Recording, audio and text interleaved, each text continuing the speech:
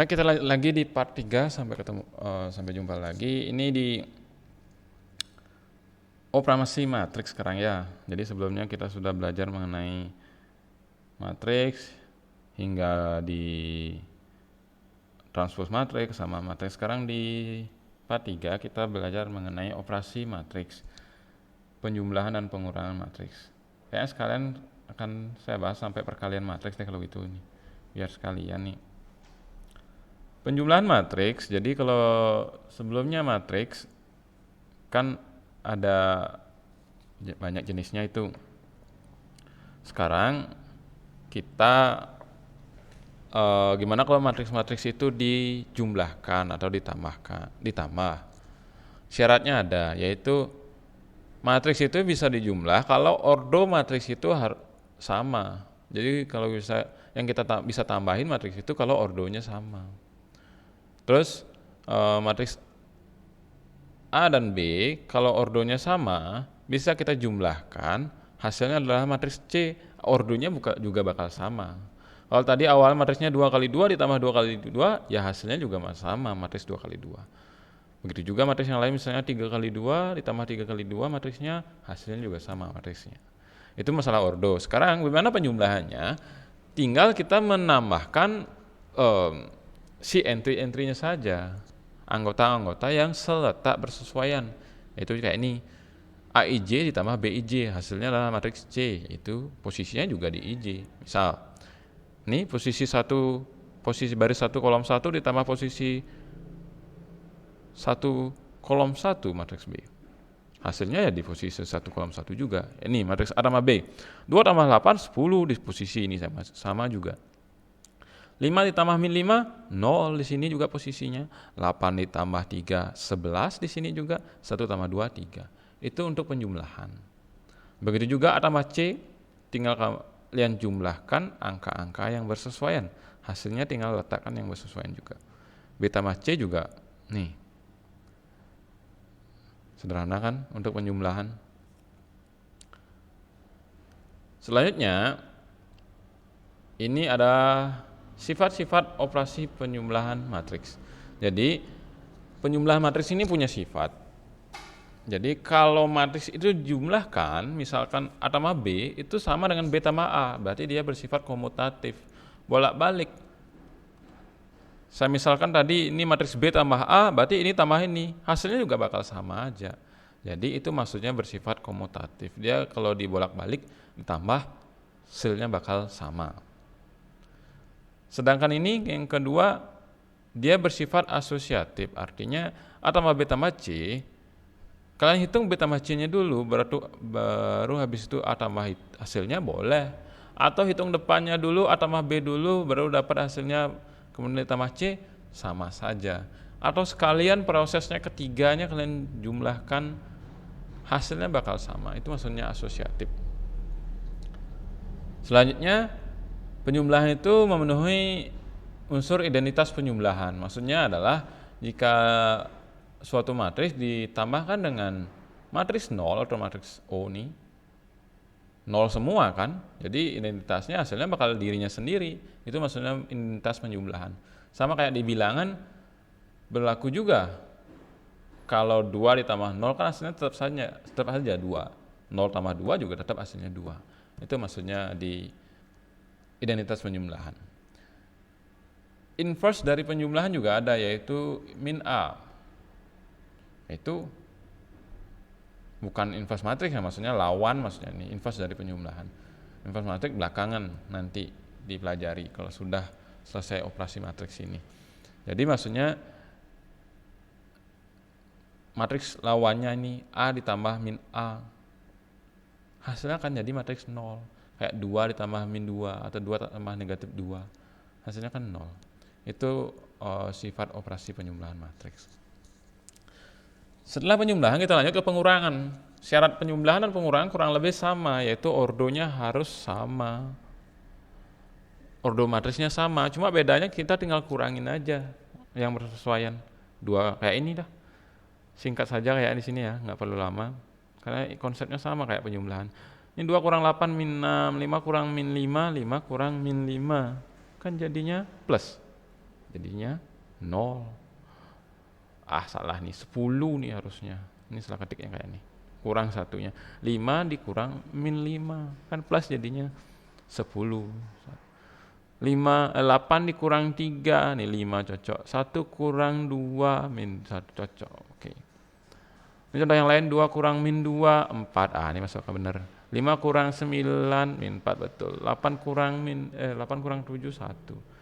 Oke, kurang lebih seperti itu. Jadi untuk penjumlahan pengurangan syaratnya sama, yaitu ordonya harus sama. Baru tinggal tambah atau kurang berdasarkan elemen atau intri yang bersesuaian. Ini tugas mandiri untuk penjumlahan pengurangan. Silahkan nanti dicoba aja sendiri nanti. Mana yang bisa ditambah bisa dikurang. Syaratnya tadi pasti kalian sudah tahu. Mana yang ordonya sama, itu yang nanti bisa ditambah bisa dikurang. Hati-hati nih, ada T di atasnya, berarti ditranspuskan dulu, baru itulah matriks D. Kayak ini F juga, 2, 4, 6 ditranspus dulu, tukar baris kolom, baru kalian dapat matriks F, baru tahu mana yang bisa ditambah, mana yang bisa dikurang, baru cari hasilnya.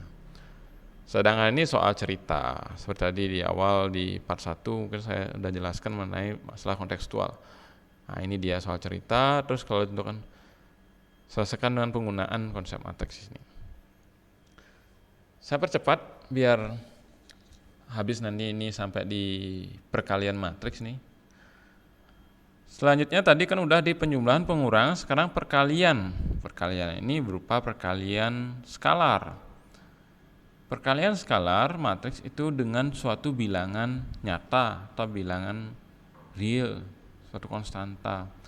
Hasil kali matriks A dengan bilangan nyata K didefinisikan sebagai matriks yang ordonya sama dengan ordo matriks A dan elemennya besarnya K kali dari elemen matriks A itu. Jadi suatu matriks M nih misalnya, kalau kita kalikan dengan 2, hasilnya tetap nih matriksnya ordonya 3 kali 3. Tapi setiap entry-nya dikalikan 2, jadi 3 kali 2, 2 kali 2, 1 kali 2, semuanya dikalikan 2, ini hasilnya. Nah, hasilnya adalah suatu matriks P misalnya, yaitu 2M. Hasilnya 4, 2, 2, 8, 4, 6, 4, 10. Jadi semuanya dikali 2. Bisa juga kok nanti pengalinya adalah pecahan. Sepertiga kali M. Jadi semuanya kali sepertiga. Hasilnya ya tetap 3 kali 3 ordonya, tapi setiap entry-nya dikaliin sepertiga. Nah, ini hasilnya. Pecahan nggak masalah. Tetap ini matriks namanya. Kok itu untuk perkalian skalar. Sederhana kayaknya mas ini. Mungkin yang ada agak sulitan dikit yaitu di perkalian matriks. Nah, ini kita masuk ke perkalian matriks langsung. Perkalian matriks, tidak sembarang matriks bisa dikalikan. Ada syaratnya. Syaratnya kita lihat ilustrasinya di permainan domino ini. Anggap nih suatu matriks dengan ordo 2 kali 4. Ini matriks 4 kali 1. Matriks bisa dikaliin kalau kolom dari matriks pertama sama dengan baris pada matriks kedua. Jadi kalau kayak kita bermain domino, ini kan tinggal kita pasangkan angka yang sama, yaitu ini 4 sama 4. Baru kita pasangkan bisa lanjut permainannya. Kalau angkanya nggak sama nggak bisa. Kalau ini 5 kali 1 nggak bisa. Jadi syaratnya konsepnya mirip. Angka yang ini sambungkan hasilnya sama. Atau istilahnya, kayak tadi saya katakan adalah, suatu matriks dapat dikalikan, matriks A dengan matriks B misalnya, jika kolom pada matriks A, matriks pertama, sama dengan baris pada matriks B, matriks kedua. Nah, ini sama. Nanti hasilnya adalah, hasil jawaban dari perkalian matriks ini adalah, ini baris dari matriks pertama dan kolom dari matriks kedua, yaitu jadinya kalau ini matriks 2 kali 1, jadi kalau domino ini. Coba kita lanjut. Nah ini dia. Jika matriks A M kali P dikalikan dengan B P kali N, ordonya nih, maka P sama P ini kan sama nih, berarti bisa dikalikan. Maka ordo hasilnya adalah suatu matriks C di mana ordonya adalah M sama N. Itulah perkalian matriks. Jadi nggak sembarang matriks bisa dikalikan, nggak, karena ada syaratnya.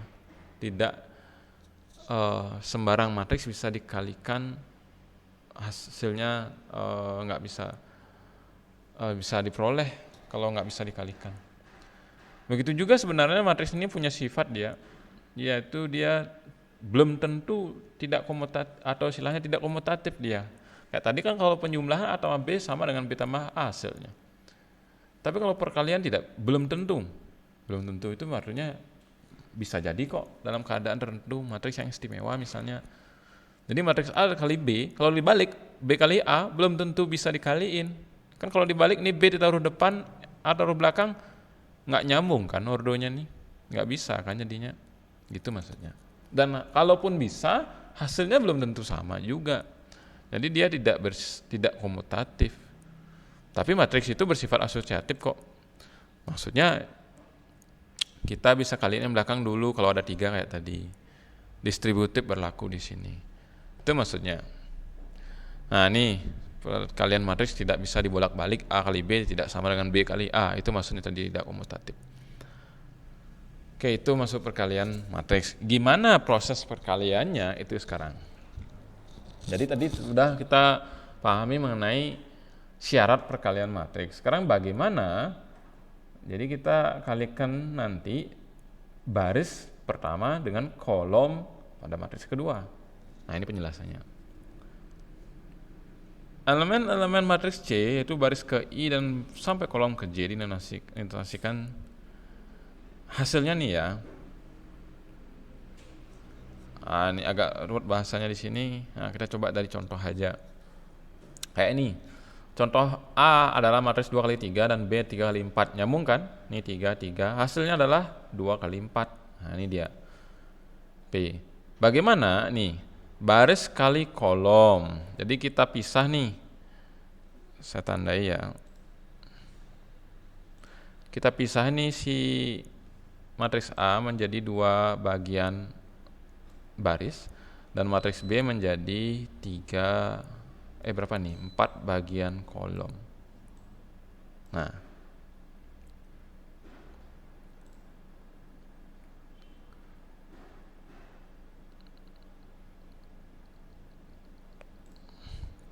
jadi setelah itu kita tinggal kalikan masing-masing baris dengan masing-masing kolom. Jadi pertama, baris A pertama dikalikan dengan kolom pertama dari B. Jadi ini baris ini kaliin kolom ini. Jadi 1 kali 2 ditambahin dengan 3 dikali 3 ditambahin dengan 2 dikali 2 gitu. Hasilnya 15. Coba kita hitung ulang. 1 kali 2 2 ditambah 3 kali 3 9. Udah berapa tuh? 11. Tambah 2 kali 2 4, 15 kan betul. Nah, 15 hasilnya. Begitu juga, nah 15 ini taruh di sini. Kan tadi hasilnya adalah matriks 2 kali 4. 2 baris, 4 kolom. Selanjutnya, baris pertama kali kolom kedua, 1 kali 3, 3 ditambah 12 ini, ditambah 4. Berapa tadi? 3 ditambah 12, 15 ditambah 4, 19.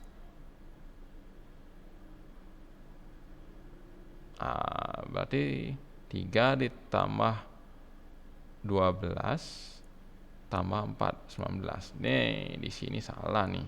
Ini 17 nih, harusnya 19 nih sini ya. Begitu juga terus samping, baris kali kolom, 1 kali 4, 3 kali 1, 2 kali 3 hasilnya, boleh sampingnya taruh sini. Baris kali kolom lagi terakhir taruh sampingnya.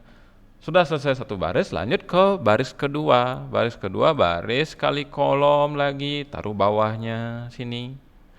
Baris kali kolom kedua, taruh yang kedua. Baris kali kolom ketiga, taruh yang ketiga. Baris kali kolom keempat, taruh yang keempat.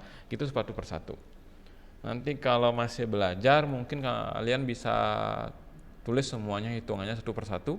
Tapi nanti kalau sudah mahir, sudah biasa, pasti langsung prosesnya, langsung angkanya bisa ditulis di sini. Hitung-hitungannya bisa di luar kepala saja. Untuk baru pertama mungkin agak susah, mungkin bisa perlahan. Tapi kalau nanti sudah sering belajar, sudah sering latihan perkalian matriks, mudah kok bisa untuk dipahami. Ini untuk sifat-sifatnya seperti tadi yang sudah saya berikan, dia tidak komutatif ini, tanda sama dengan dicoretnya harusnya di sini nih. Terus dia bersifat asosiatif, ini bisa depannya hitung duluan, bisa belakangan. Distributif kiri ya bisa kalau ada tambah bisa A kali B tambah A kali C, bisa kayak gitu. Kalau dia kurang jadinya. Distributif kanan juga bisa B kali A terus C kali A nih. Kalau dia kurang bisa. Identitas nih, matriks I identitas tadi kan di part 1 sudah kayaknya.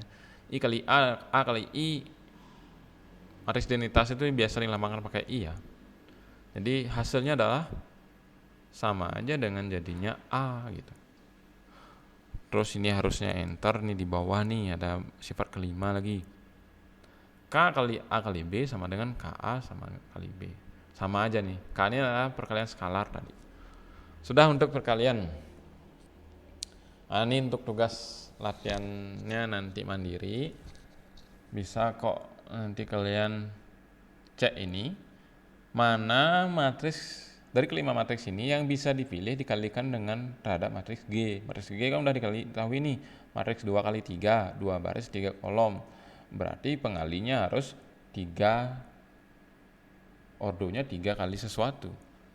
Karena ini kan 2 kali 3, berarti pengalinya harus 3 kali sesuatu. Kira-kira mana yang mau?